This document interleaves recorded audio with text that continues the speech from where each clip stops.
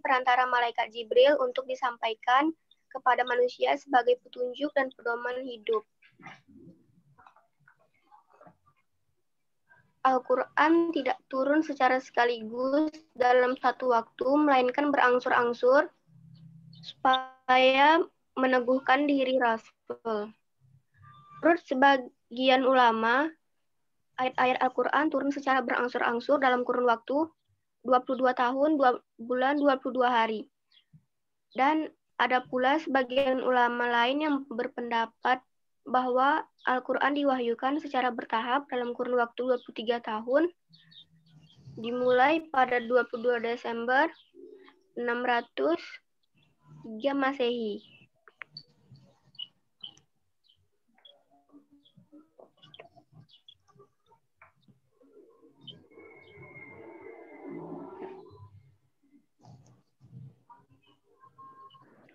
Dalam segi bahasa, Al-Quran berasal dari kata qoro'a, yaqro'u, kurotanan yang mempunyai arti sesuatu yang dibaca atau bacaan. Dalam segi istilah, Al-Quran merupakan kalamullah yang diturunkan kepada Nabi Muhammad SAW. Dalam segi bahasa Arab, yang sampai kepada kita secara mutawatir dituliskan dalam mushaf,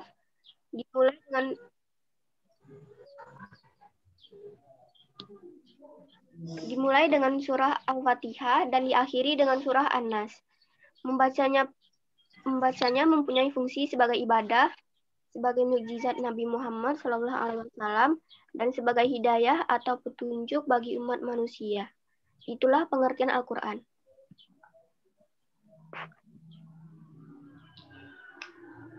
Yang kedua, isi kandungan Al-Quran.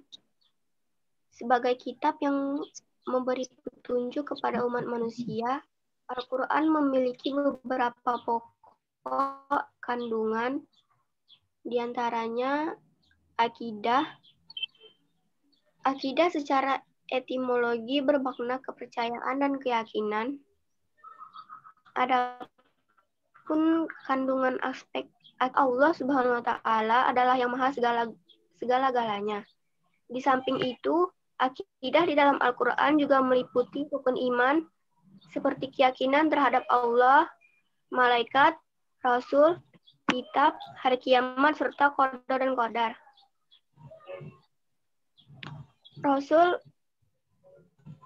Muhammad SAW beriman kepada apa yang diturunkan kepadanya dari Tuhannya. Demikian pula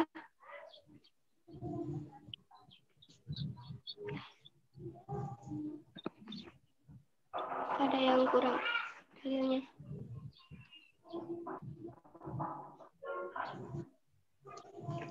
Lanjut, Bu.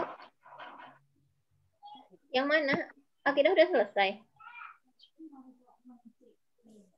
Udah, itu dalilnya enggak itu, Bu, enggak termasuk. Masuk, gimana? Ya.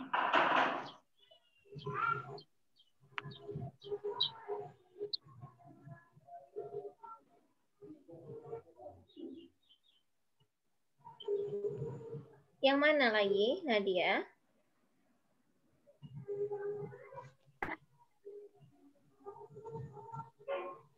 Iya, yang kedua ibadah dan muamalah.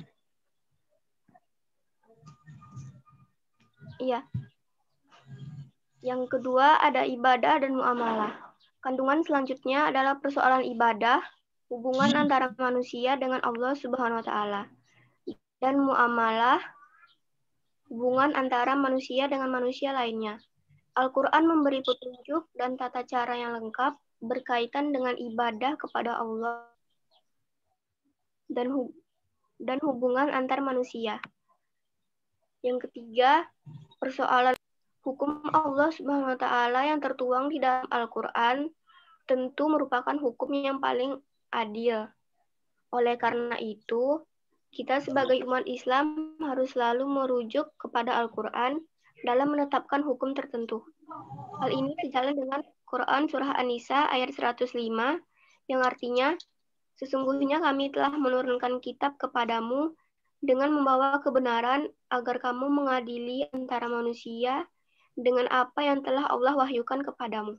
Dan janganlah kamu menjadi penantang orang yang tidak bersalah karena membela orang-orang yang berkhianat.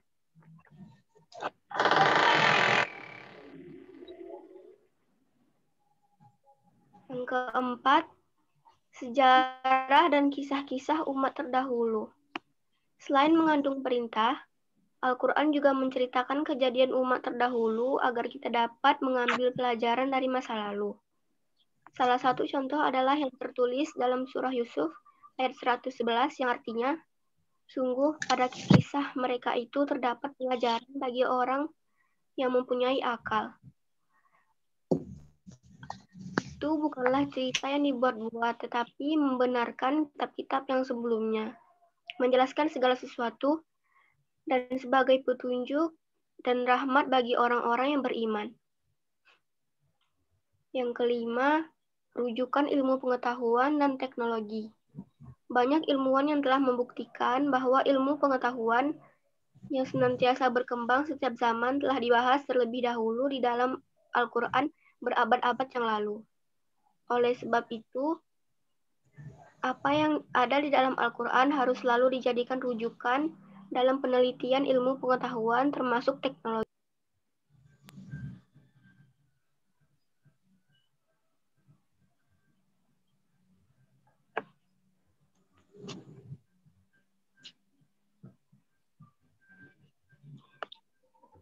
Yang ketiga, kedudukan Al-Quran.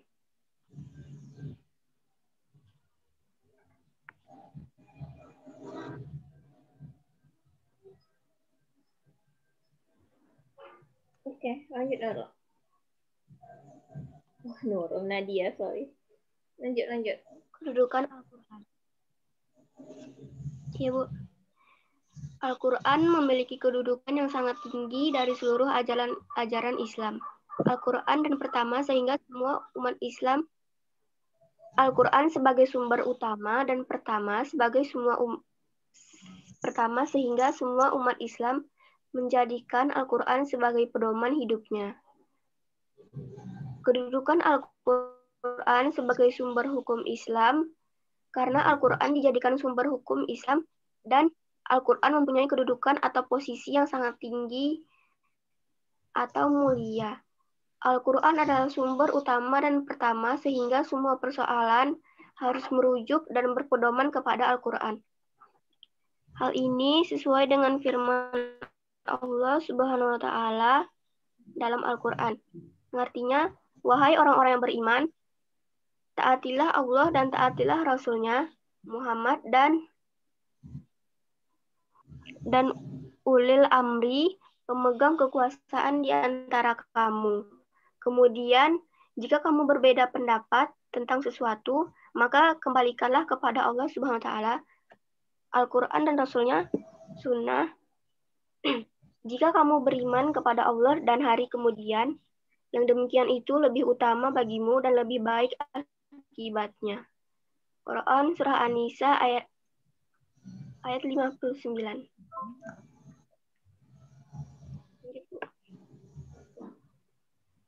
Oke, udah habis nih. Oke. Ada yang mau bertanya kepada Nadia Alam tentang materinya, sumber hukum Islam yang pertama yaitu Al-Quran.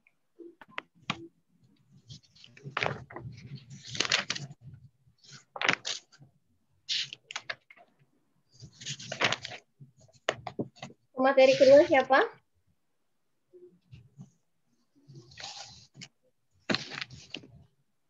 Yang sunnah.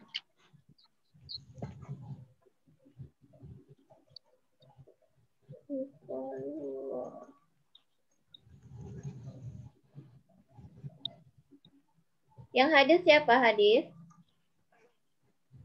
Kirim materinya ke ini. Ke grup. Asyifa. Ada Asyifa sini.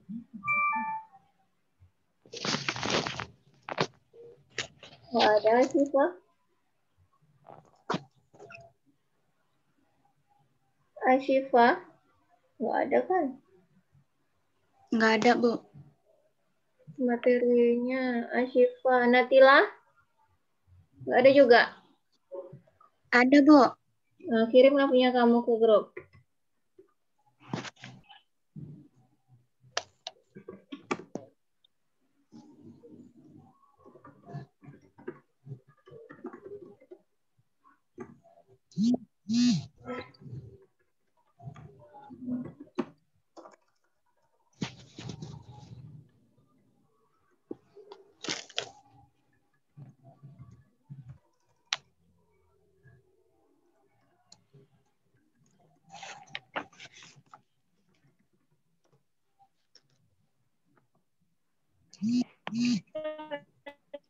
Ini si Natila mau menjelaskan nih.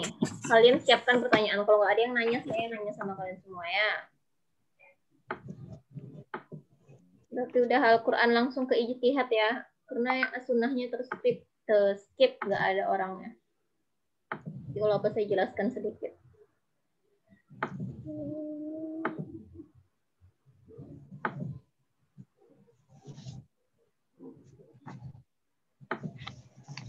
Silahkan Natila.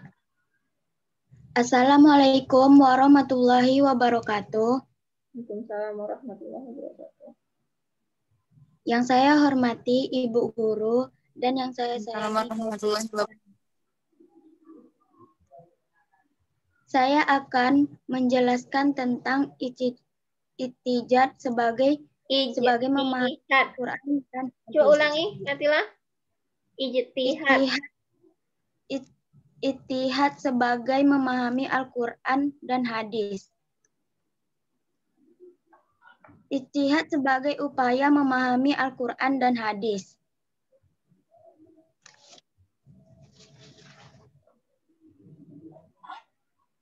Pengertian ijtihad. Kata ijtihad berasal bahasa Arab. Ijtihada yattahidu ijhadan yang berarti mengarahkan segala kemampuan, bersungguh-sungguh, mencurahkan tenaga atau bekerja secara optimal.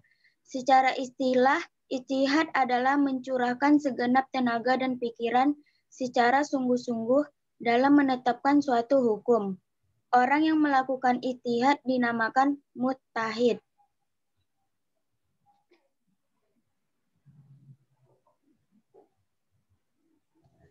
Kedudukan ijtihad. Ijtihad memiliki kedudukan sebagai sumber hukum Islam setelah Al-Quran dan hadis.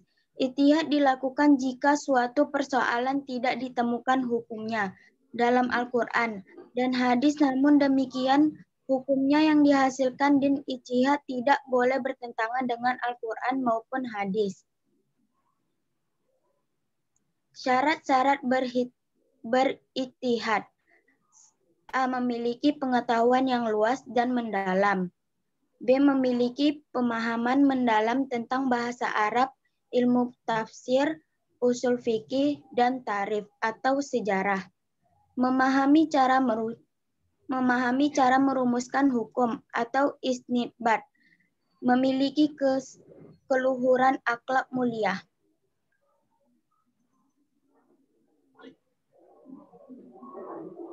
Bentuk-bentuk ijtihad. Ada ijma'. Ijma' adalah kesepakatan para ulama, ahli ijtihad dalam memutuskan suara perkataan atau hukum. Contoh ijma' di masa sahabat adalah kesepakatan untuk menghimpun wahyu ilahi yang berbentuk lembaran-lembaran terpisah menjadi sebuah mushaf Al-Quran yang seperti kita saksikan sekarang ini. Yang kedua, qiyas. Qiyas adalah mempersatukan atau menganalogikan masalah baru yang tidak terdapat dalam Al-Quran atau hadis yang sudah terdapat hukumnya dalam Al-Quran dan hadis karena kesamaan sifat atau karakternya. Contoh qiyas adalah mengharamkan minuman keras seperti brandy, whisky, vodka, dan narkoba karena memiliki kesamaan sifat dan karakter kam, yaitu memabukkan. Yang ketiga, masalah marsalah. Masalah Maslahah mursalah. Masalah mursalah artinya penempatan hukum yang menitik beratkan pada kemanfaatan sesuatu perbuatan dan tujuan hakiki universal terdapat syariat Islam.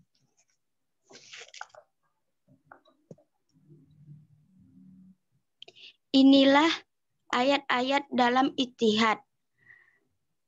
Iza hakamal hakimu fajtahada summa asoba falahu ajrani wa iza hakama fajtahada summa aghta'a falahu ajru. Apabila seorang hakim memutuskan masalah dengan jalan ijtihad kemudian benar, ia akan mendapatkan 2 pahala, dan apabila dia memutuskan dengan jalan ijtihad kemudian kelima maka ia hanya mendapatkan 1 pahala. 1 pahala. Nah, habis? Selesai nih. Udah, Bo. Oke.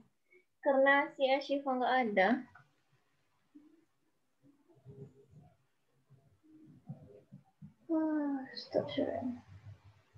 Hidupkan semua kameranya. Siapa nih? Farhan, Ridka, Nurul, Nadia, Mailisa, M. Khairul, Helma, Natila. Hidupkan semua kamera kalian tuh.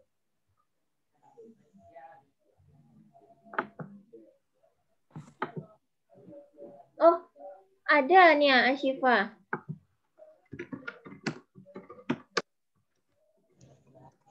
Dia ada deh di Zoom nih.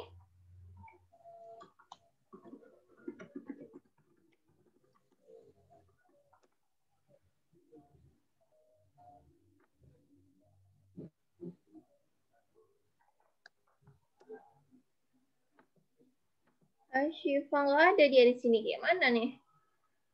Udahlah. Apa sih Rafa ini masuk keluar aja. Sumber hukum Islam tadi yang pertama si Natila, yang kedua Nadia Alam. Salah. Yang pertama Nadia Alam, yang kedua Natila tadi ya.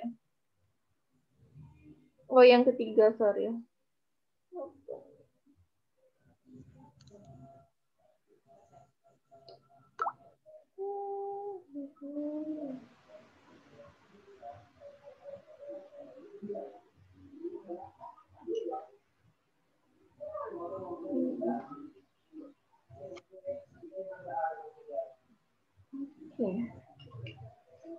Syifa masih belum ada. Jadi sumber hukum Islam itu ada 3. Yang pertama Al-Quran, yang kedua Sunnah, yang ketiga ijtihad.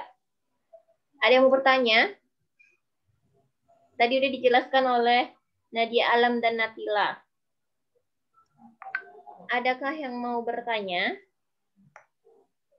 tentang sumber hukum Islam?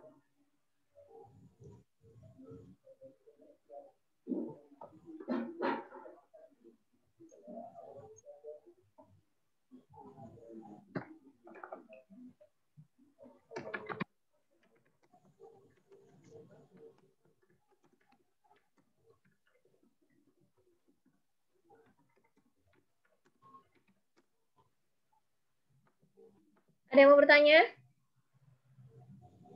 Udah paham semua?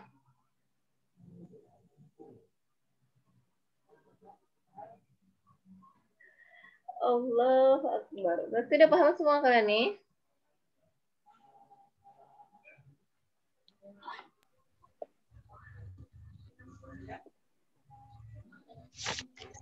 Ada yang mau bertanya? Enggak, Bo. Enggak. Oke, udah paham. Berarti kita udah bisa ulangan, kan? Udah selesai 1 KD nih, ha. KD 8 udah selesai. Enggak ada yang mau nanya.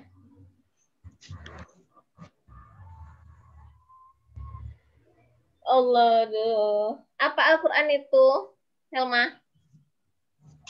Sumber hukum Islam. Oke, pengertian Al-Quran.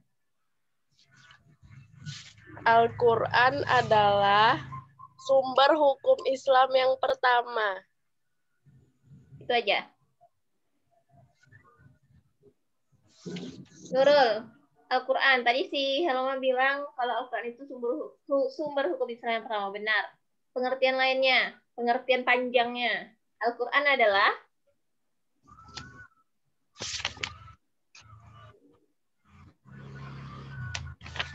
sebuah kitab suci utama dalam agama Islam. Oke, benar, tapi kurang lengkap. M. Khairul Afandi.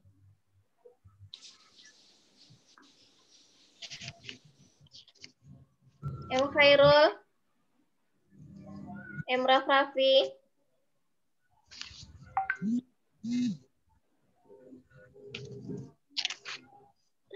Allah Akbar.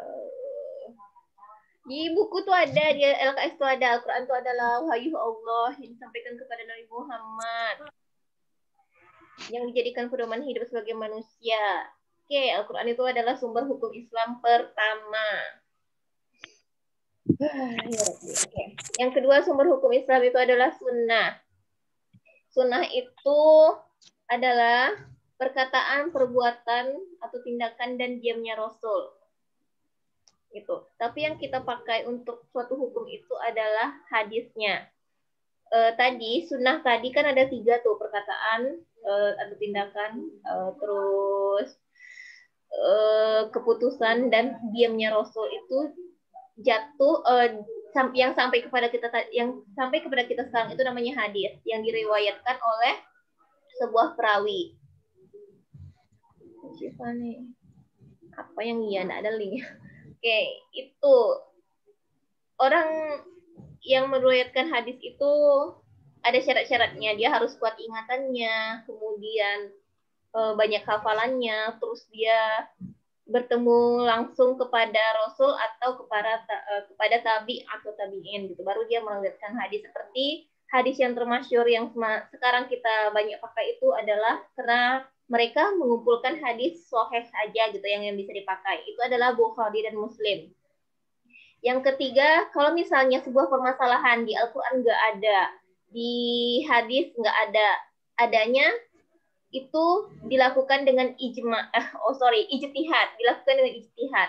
Dilakukan dengan ijtihad. Orang yang melakukan ijtihad itu namanya mujtahid. Macam-macam ijtihad itu ada 6. Ada ijma, ada qiyas, ada maslahah mursalah, ada uruf, ada apa lagi ya? Saya lupa.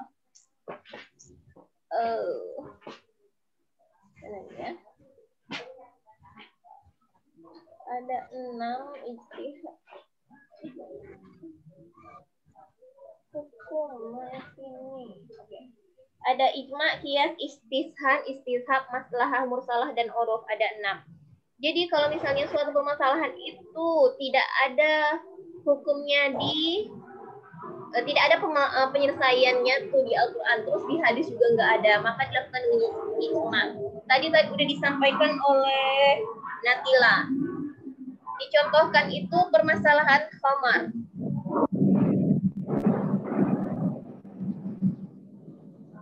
Di Al-Quran itu cuma ada tentang khamar, disebutkan tentang khamar. Sedangkan di sekarang nih di kita nih, itu ada namanya wine, ada vodka, ada bintang ya. Pokoknya jenis-jenis minuman yang gak ada itu disebutkan di Al-Quran gitu kan. Adanya di Al-Quran itu adalah khamar. Maka para mujtahid tadi itu mengeluarkan ijtihadnya menyamakan sifat khamar. Khamar itu adalah minuman yang memabukkan. Jadi hukum terhadap minuman-minuman yang tidak ada pada zaman dulu gitu, yang adanya tuh sekarang kayak wine, terus apa lagi ya, pokoknya minum-minuman memabukkan itu disamakan dengan hukumnya khamar, yaitu minuman memabukkan. Terus narkoba juga yang menghilangkan akal gitu, jadi disamakan hukumnya. Untuk tadi yang itu kayak yang sekarang tuh yang kita lah di sini ada bintang yang alkoholnya tuh berapa, terus apa lagi ya, minuman beralkohol.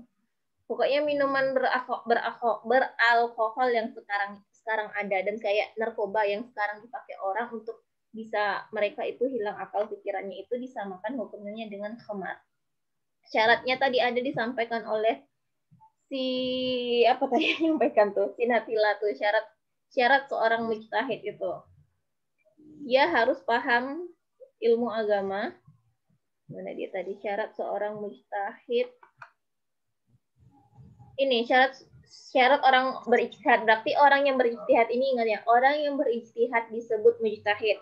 Berarti mujtahid itu juga ini syaratnya memiliki pengetahuan yang luas mendalam, memiliki pemahaman terhadap bahasa Arab, ilmu tafsir, fikih, dan tarikh. Yang ketiga, memahami cara merumuskan hukum atau istibat.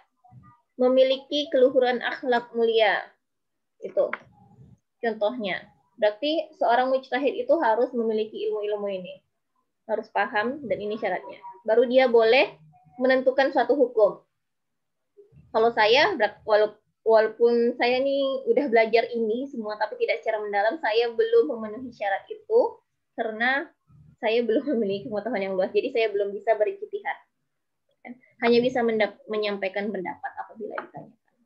Oke, itu aja sumber hukum Islam. Syekh Syifa juga nggak jelas nih. Oke, coba ya, tinggalkan meeting ini, masuk ke meeting yang dibuat sama Syekh Syifa. Oke, biar dia bisa menjelaskan. Paham? Paham, Bu. Oke, kita gabung ke meeting yang dibuat Syifa.